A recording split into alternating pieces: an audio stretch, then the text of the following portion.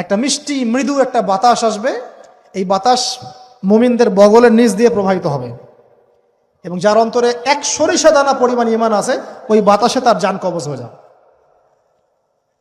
বাকি থাকবে সব এই যে গরু ছাগল হাঁস মুরগির মতো মানুষ, গবাদি পশু, আল্লাহ বলার মতো মানুষ নাই, রাস্তা মোড়ে মোড়ে জেনা করবে। এটা আরো অনেক পরের কথা, অনেক পরের কথা। আমরা ওই যুগ দেখতেও চাই না, বাঁচতেও চাই না ওই যুগে, তাই না ভাই? রাসূল সাল্লাল্লাহু আলাইহি ওয়াসাল্লাম বলছেন এরপরে একদিন সকালে হঠাৎ করে দেখবে কেনা বেচা করতে করতে, কথা বলতে বলতে, পানি পান করতে করতে, খাবার খেতে খেতে এই যে পশ্চিম দিক থেকে সূর্য উঠে গেছে। তার মানে কি ওই দিন কিয়ামত হয়ে যাবে, এবং এটা এত ফাস্ট হবে, এত দ্রুত হবে।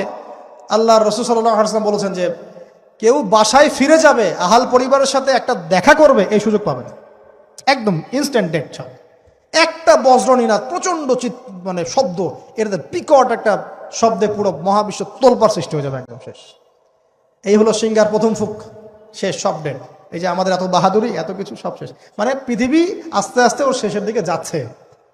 এগুলো ভাই বিশ্বাস করেন, পৃথিবীর সমস্ত সংগঠন, জালেম, কাফের, ফাসেক, মুশরিক, মুনাফিক যা আছে পৃথিবীতে একত্রিত হয়েও এই সত্যটাকে কেউ টলাতে পারবে না। আমরা সারা মুসলমানরা মিলেও যদি এই সত্যটাকে টলাতে চাই, পারবো না। মানে আস্তে আস্তে আলটিমেট গোল এটাই পৃথিবীর।